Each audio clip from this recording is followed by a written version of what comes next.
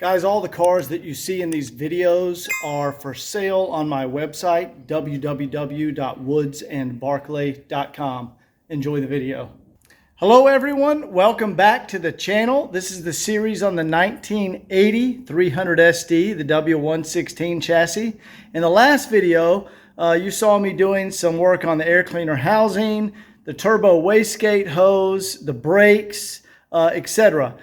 In this video, we're going to dive into the climate control system, the auxiliary water pump, and the ignition tumbler. So let's go ahead and get started. Right here is your auxiliary water pump. Now what that does when you're like idling and the engine is not turning high RPM, that auxiliary water pump kicks in and it will force the coolant flow through the system so you can have heat, when you're at low speed. And the way you test it, see we've unplugged it here from the connector, and we're just going to hook up 12 volt power to it, make sure it still operates correctly. And then I'm going to pop this cap off. See this little white cap? I need a screwdriver. That is where the like the axle shaft, or the motor shaft runs through, and we're going to put a couple of drops of lubrication oil down in there and then put the cap back on. Okay, I have my battery little 12 volt box here, and hopefully you guys will be able to hear this. Well, we will be able to hear it and see if it works or doesn't work. All right, we'll hook up 12 volt power there. And hook up 12 volt power there. All right, this one is not spinning. So we want to go ahead and replace this item.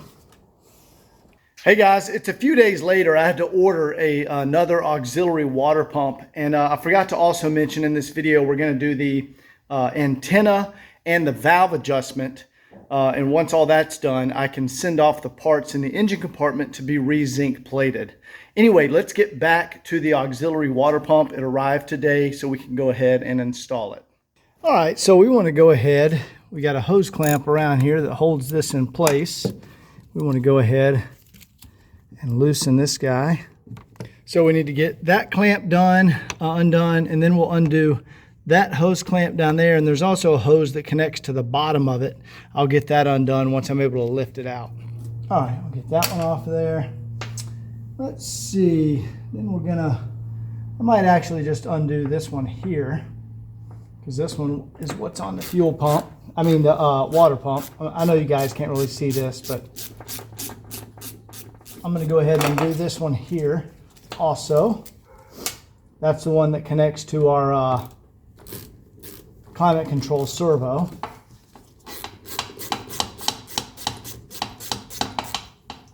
Now you are going to spill coolant, guys, when you do this, because there's coolant running through these lines. And there we go. We're going to have a puddle of coolant under the car. That's okay. That's how this goes. I'm trying to get to the other, there's the other one right underneath there. I need to pull this up a little bit and then get the hose clamp from underneath it. So that's going to take me a second. All right, guys, we got the little, all the clamps disconnected. There we go. And we almost got this out of here. There we go. And there is our bad auxiliary water pump. So let me get on the bench and just test it to make sure. Okay guys, here's our nice replacement one, but I want to just hook power up to this on the bench and just double check that this thing is dead. Because they don't die that often, but when they do, I mean, I guess they do. Yeah, this one's just frozen up. Nothing. All right, let me show you our replacement one here. You're going to have to be quiet and listen. Hear it?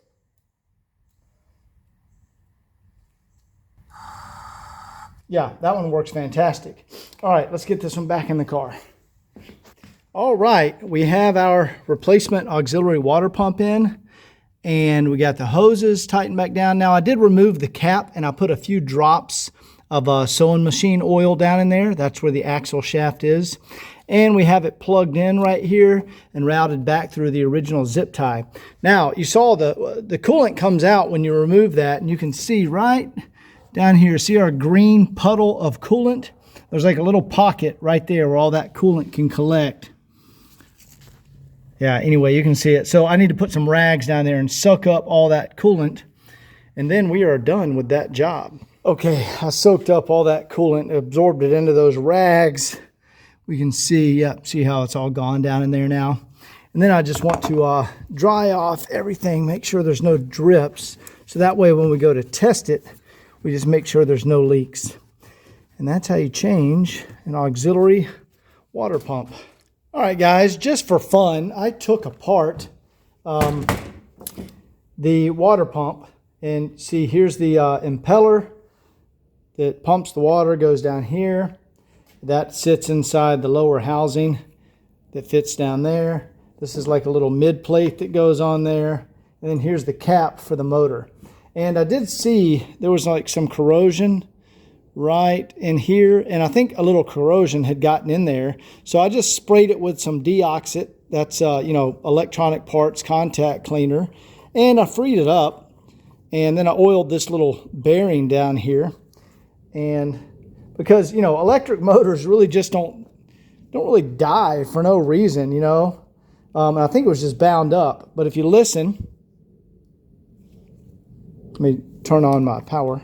All right, there we go. Now if you watch and listen here, looks like we got it working again. Whoops. There we go. See that? Works just fine. Just needed to be taken apart and cleaned up. So I'll reassemble that, put some new seals on there, and we'll use that on a future project. All right, guys, I'm in the 300 SD, and you can see I have my ignition tumbler removal tool here because what I noticed when I got in the car to fire it up, it was very tough to turn the key. And that is a sign that this original ignition tumbler is having problems. So I managed to get it turned and got this piece of metal wire pushed through there. And that now allows me to spin. See if I can do it with one hand. I might need both hands. But allows me to spin the ring. There you go, it's barely turning. This black ring around the edge. I can now remove that and pull the tumbler out. I'm going to actually take the tumbler apart and just remove a couple of the little like tumbler keys in there, and then that won't have an issue. And I've done this before on 116. So let me go ahead and get this out. And there we go. Now we can replace this old original tumbler. Okay, excuse the mess on the table, but here's the original lock cylinder, and we disassembled it because it was basically getting stuck. It was real notchy right here, and we disassembled it and attempted to repair the internals because sometimes you can fix them, and then put it back together, but it's a little tight. Like right here when you're turning it, it should spin a lot smoother. Because when you turn your key, when you start it, when you let go, there's a spring in the ignition that clicks it back.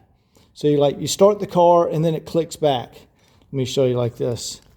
So you start the car, it cranks right there, and when you let go, it flips back to that position. And right here, it's like it's kind of getting stuck. And guys, that just happens on these sometimes. These they get internal worn parts. So I went ahead, got another lock cylinder. This one moves very smoothly. So I'm going to have a separate set of keys. I have two keys with this cylinder. This will be for the ignition. And then these keys here are going to be for the door. So, I'll put a mark on these. I'll put like a white dot for ignition, and these open the door. So let's go ahead and install this new lock cylinder.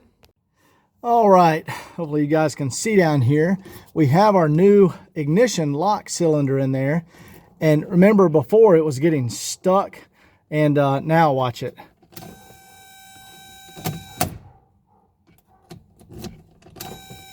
That is perfect. That's how it should operate. So that is now back in business, and I have two brand new keys for that. And again, the door locks will have the original keys. And just to make things simpler, here's the new keys for the ignition. I just took my paint pen and put a white dot. Those are the ignition keys. And then the keys that are on that original Mercedes keychain, those are for the doors and glove box, etc. So that white dot means ignition key. All right, guys, the next thing we're going to do here is remove all these parts on the top of the engine that need to be sent off to be zinc plated. We have the injector lines, the throttle linkages up here, the cap, the fuel linkage, the throttle linkage back here. Anyway, I'm going to go ahead, disassemble this, and I will be back in a second. Now, in order to remove the power steering lines that need to be plated right here, we do have to drain the power steering fluid, so I've got it hooked up to my extractor. So we'll suck that out and then go ahead and start removing these lines. There we go. Now that's fresh fluid. I mean, we're gonna have to fill it up again. It looks like all the fluids and filters have already been changed. I'm gonna do an oil change.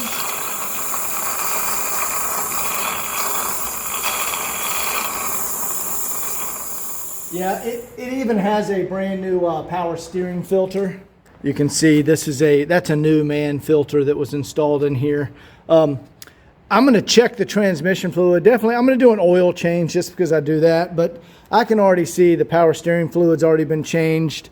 That brake fluid has already been changed. Of course, I had to, top it off when I bled the brakes when I installed the new front brakes.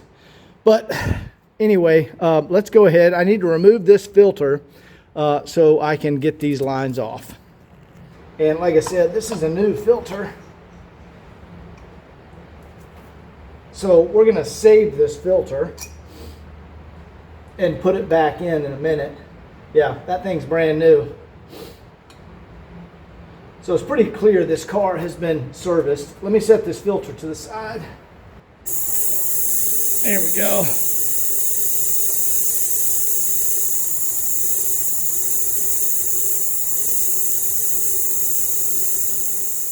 All right, let's go ahead and get these lines off of here. This one is a 19 millimeter, and this is the low pressure line. There we go. That just screws out of here. We're just gonna stick that right there. Now that is a 17 millimeter. Let me see if I can get this wrench in there. All right, let me get another wrench. There we go. This one helps. It's a line wrench. See how it curves around? And then we have some flexibility to it like that. That way I can get it down here. There we go. Put it like that. There we go. All right.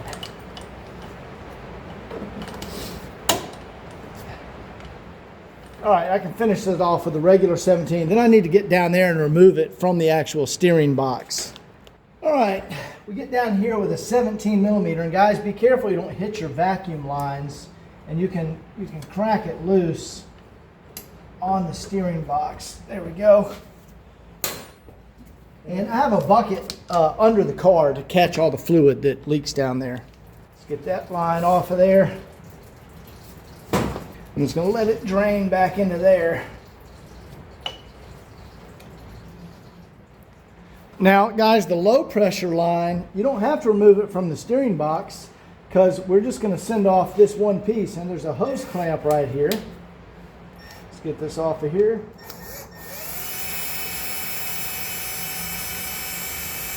There we go. And we can actually just remove this piece. There we go. And we're going to send this piece off to be zinc plated along with our hose clamp. So I can get this off the hose. Oh, there we go. All right, you can see I already have some W116 zinc plated parts here. Here's that line we just removed. And I actually already had a power steering line already plated. So I just went ahead and reinstalled that. But next, let's go ahead. I'm going to remove all these parts. You've probably seen me do this before in a video, so I'm going to do that and then I'll be back in a second.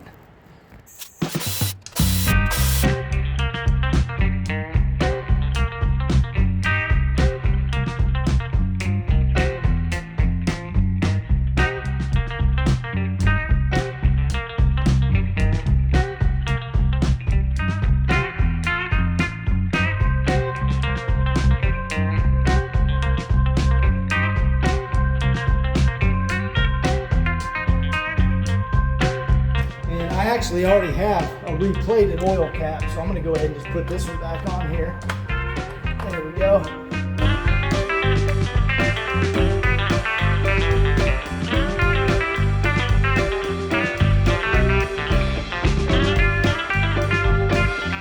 Okay, we'll go ahead and send these off to be plated. And it's actually the zinc, there's still a good bit of zinc plating on here, but I'll show you the lines that have already been plated. There you go, there's the difference. These are fresh back from plating. You can see how bright and nice these look.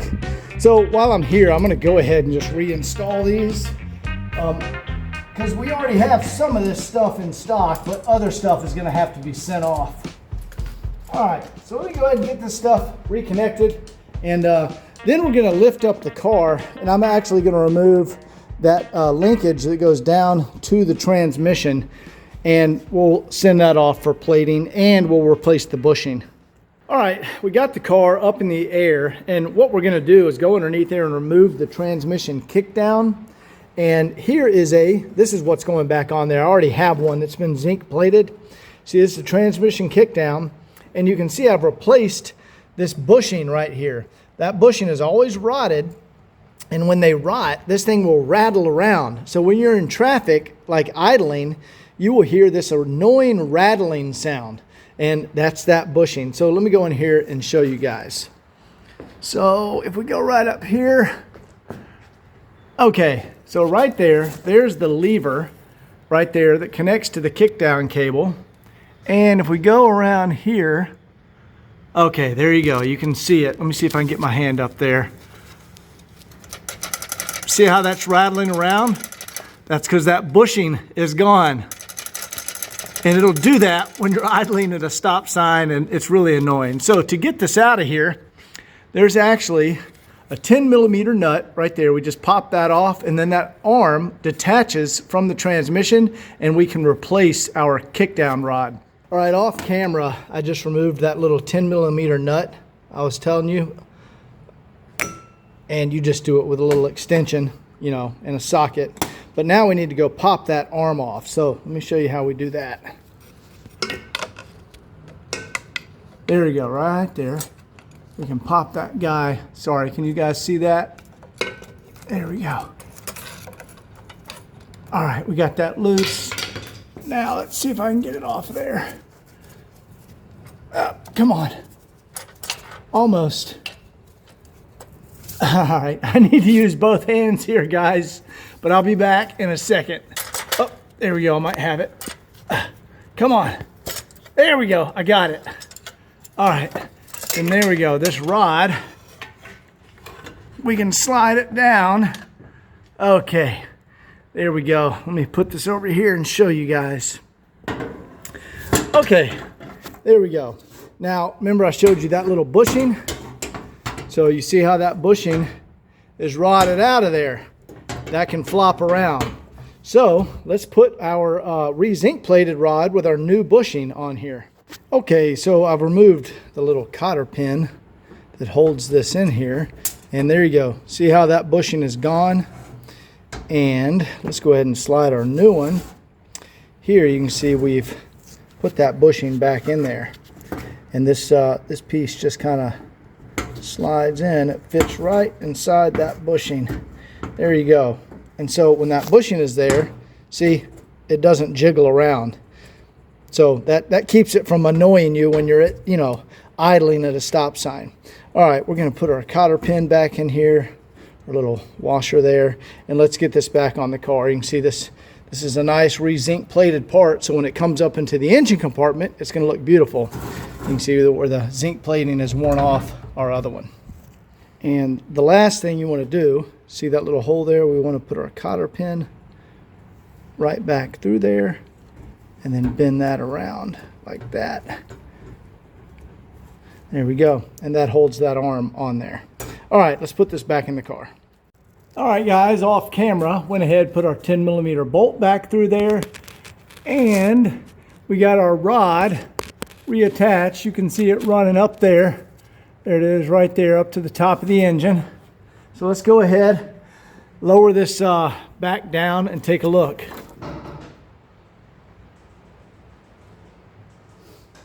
All right, there we go. There's our nice zinc plated kickdown rod that comes up right there.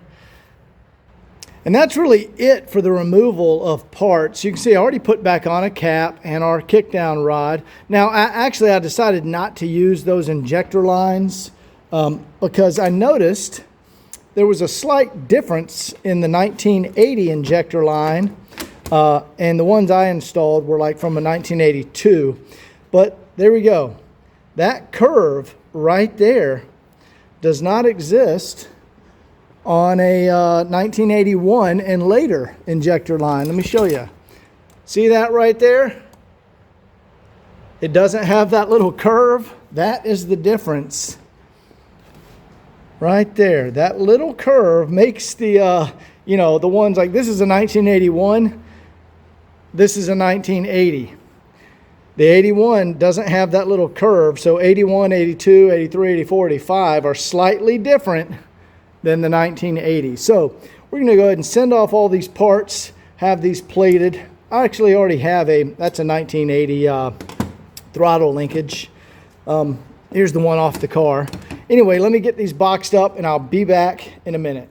All right, guys, since we have everything off the engine and sent off to be zinc plated, now is a perfect time to do a valve adjustment. So I'm going to go ahead and remove the valve cover. And that's just 4 13mm nuts. Now, I did talk to the previous owner, and the valve adjustment was done about, I think, no. They said it's 60,000 miles, so I think that's like 12,000 miles ago. So I doubt we're going to find any adjustment needed, but we're just going to check. I'm sorry, he said he did it like it was either 50 or 60,000 miles. We just have over 70,000 now. So it's either going to be 10 or 20,000 miles on the valve adjustment, but we're going to find out here, see what it looks like. All right, let's go ahead. We'll take this oil cap off and set that aside. There we go. Put that over there. All right, and we're going to put a new valve cover gasket on here too. All right, let's just come over here and look at this beautiful low mileage engine. Yeah, everything looks so nice down in here. All those cam lobes look great. I doubt this is going to need an adjustment, but I can tell right here, see this cam lobe right here is basically at the 1 o'clock position. You can also line it up with that dot right there. See, there's another dot right there. Those dots, you can line up your cam and that tells you where to take the adjustment from.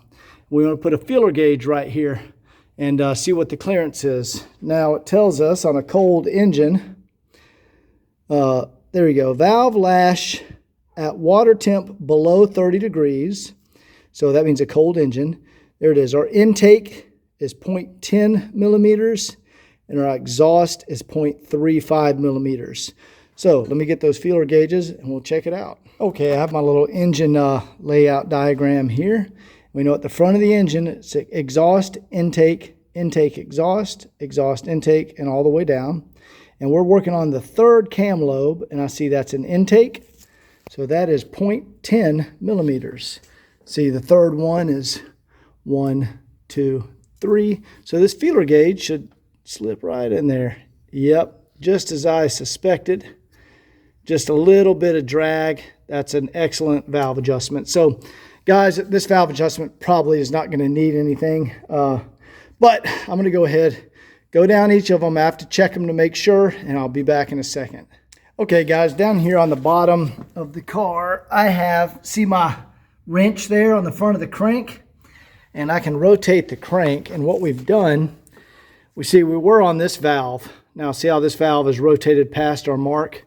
But if we go back here to number 9, see that's lined up with our mark there. And number 9 is, let's see here. So we go 1, 2, 3, 4, 5, 6, 7, 8, 9. That's an exhaust valve. And the exhaust should be 0.35. And that's what this feeler gauge is, 0.35. And let's see what that is. Oh, perfect. Yeah, that's perfect. Guys, like I said, I doubt I need to make any adjustments, but I'll go ahead and finish up and I'll come back when I'm done and let you know what I found.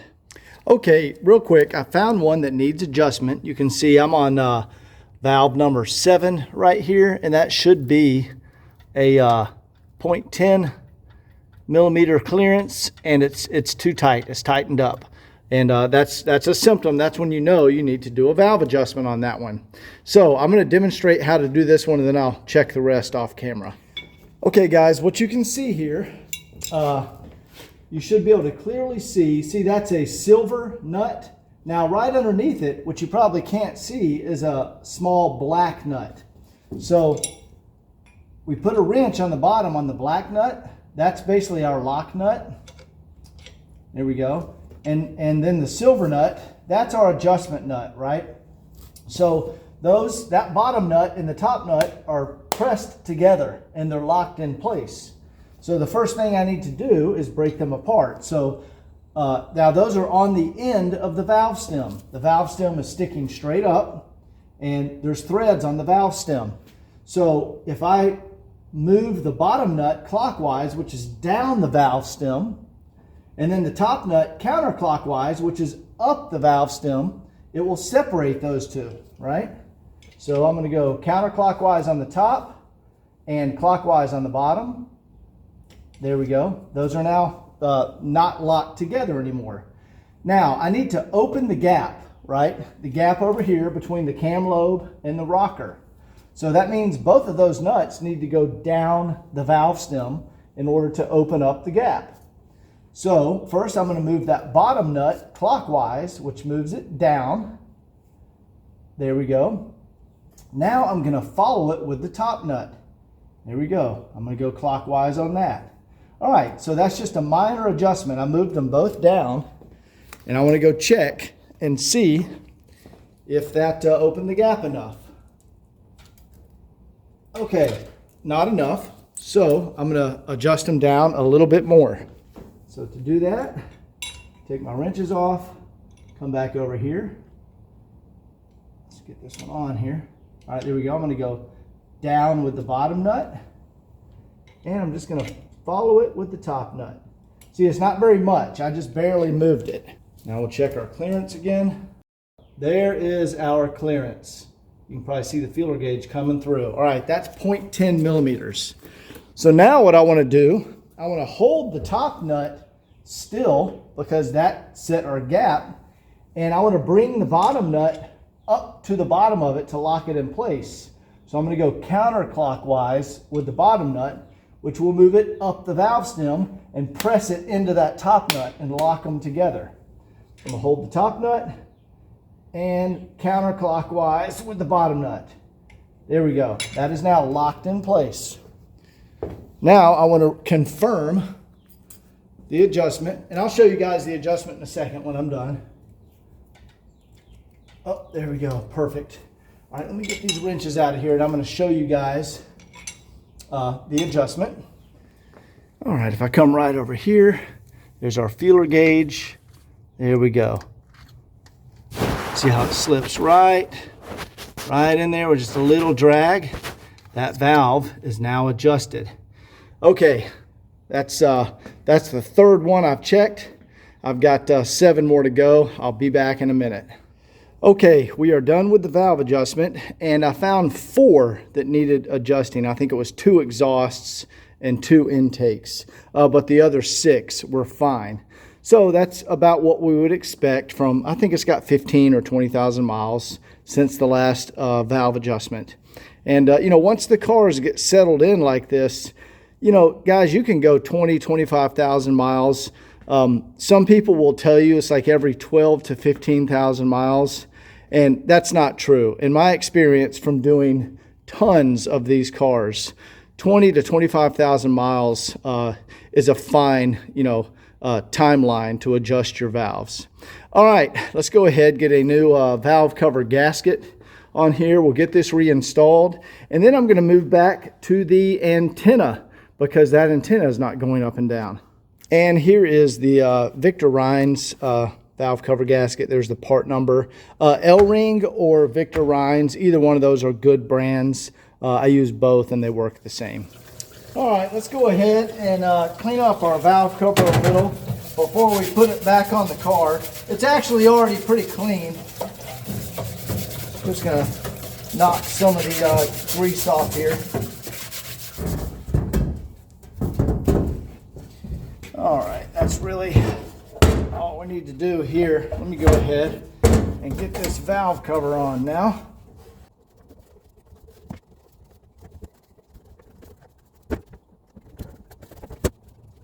All right, there we go. Let's go ahead and get this back on the car.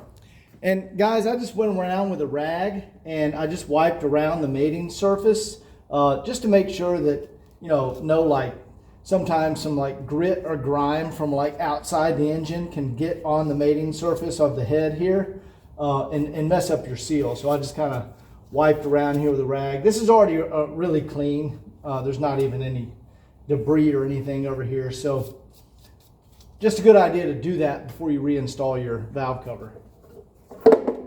Gotta get our little injector hoses out of the way. There we go. All right, and you want to make sure it's not rocking when you put it on there. See, it's flat. It's not moving around, so that's on there correct. All right, let me get the 13 millimeters back on here and we're done with the valve adjustment. All right, that's all finished. I got the hose reconnected. I just need to wait till my zinc plated parts come back from the zinc plater. We'll reinstall those. And now we're gonna go ahead, remove the antenna and get that over here on the workbench, see what's going on with it. All right guys, I'm back here at the Hirschman antenna. You can see this is all the original stuff. And we just need to loosen this nut right here. Let's get around there. Okay, I can probably get it off by hand now. There we go. That's just the retaining nut that holds the antenna in there. All right, and then this little piece comes off too. I'm just going to put this back here. Now you can see I've already removed the inner fender liner, and we can see the antenna is right there, and that thing looks in beautiful condition. So there's just one bolt that holds it in there. I'm going to take out that Phillips. Then we'll unplug the power here. We got to take out that zip tie and that zip tie. And then this thing will just slide down and come out of the car. Okay, you can see I have the antenna out right here. And those zip ties I was telling you about, they're reusable. That's how Mercedes does zip ties. And then also I just unscrewed. That's the antenna. It actually screws in right there. And there's the, I'll just leave that screw right there. That's what we undid to remove the mounting bracket. And then of course we unplugged our main harness and we can get this over to the bench. Sorry, my camera is blurry. There we go. Okay guys, I have my little 12-volt battery supply here and we have the antenna here on the bench. Now I really like these early model Hirschmans, like on the 1980. Like for example, I just happen to have this here. This is one out of a 85. See how it's got this plastic case and all these little plastic clips. It's just plastic, and these break. These little clips break. These are just, it's not the same quality in the 85 model. However, in these early cars, check that out. You have an aluminum housing, and you have screws here. And you can just remove the screws and take the cover off. There's no risk of any of it breaking. These are just superior build qualities. And everybody always talks about how much they love the 1985 model. That's a perfect example of Mercedes cost cutting. This is a very robust, rebuildable Hirschman antenna. This is a cheap plastic case with a circuit board in there. These don't last as long. All right, let's go ahead, get this opened up. Side. All right, so I can tell you right now, it's super clean in here. I don't see any broken pieces. So what I need to do, I'm going to go ahead and hook up power and see if I can get this antenna to extend. Okay, what I've got going on here, I've got our positive connected to pin 6, our negative right here connected to, I think that's pin 3. Yep, you can see the pin out right, barely right there, pin 3. And then you want a jumper pin 6 over to, let's see, what pin is that? That's pin 5 right here, or pin 1. And we should get some sort of response. If not, we're going to check the, there we go, we got power. Should get at least some clicking. Okay, we're not getting any response from the antenna. So what I want to do now is just take out this motor and hook power directly to the motor to make sure this motor is working. All right, guys, I have like disassembled a bunch of the parts in here and gotten this motor loose so I can get to the contacts. And let me move the camera here. There's the antenna. Okay, yeah, the motor's good because our antenna is retracting. All right, there we go. I've got the antenna all the way out here. And I want to remove this antenna mast. So you can see the motor did expand the antenna all the way. And I want to remove the mast and see if I can get all of this to operate without the mast. See if the mast was maybe binding up. I think I have another piece over here that I can use, because what happened is this little arm got bent right here and it's not correctly making contact with this switching mechanism right here. So I'm going to need to replace that. All right, here I have another one of these antennas. Okay, this is just out of a different model, so the antenna mast is a different length, but the internal components are good. And I like how these look better on this one. And see, there's our this little copper piece right here. That's what's bent. And once they bend, you really can't get them straightened out correctly again. That's how it's supposed to look right there. This one's good. So what I want to do, yeah, but like this one has a different issue. It has a little, this little arm right here is actually broken off of this one. But I can transfer this over to this motor and we can piece it back together. And let's go ahead and do that. Okay, we have taken off those parts here, and there's our that little bent piece right there. When that piece bends, you can't really fix it. Sorry, it's blurry. See, there we go. See how it's just slightly bent. Now that's how they're supposed to look. Come up at a angle like that and then flatten off at the top. So I've moved that piece over to here, and now we just need to reassemble this.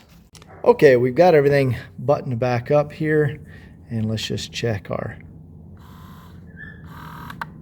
there we go. Now if I flip that switch, we should.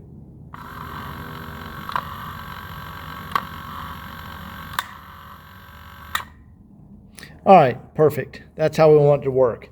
So let's go ahead, load in our antenna mast, button this back up, and we'll see if it works back in the car.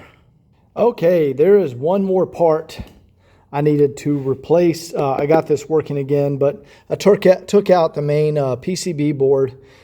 This relay right here was not working correctly, but fortunately I had this good original Hirschman, and I took the relay out of this one and transferred it over here, and I think we're golden. So let's go put this back in the car. All right, I have the antenna reinstalled. Now I haven't put my nut back on the top of the bezel here yet, but I want to test it before I do that. So let me go in the car and turn on the radio.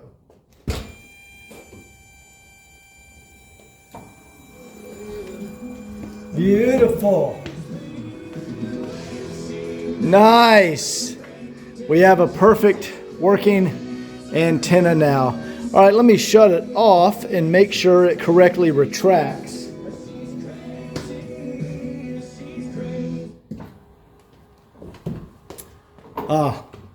That is a beautiful sight, you guys. That was hard to fix that. Anyway, mission accomplished. Let me go ahead and put the bezel back on and then put our trunk liner back in there. All right, there we go. We have our little bezel reinstalled here, and put the trunk liner back in and put all our original zip ties back in place.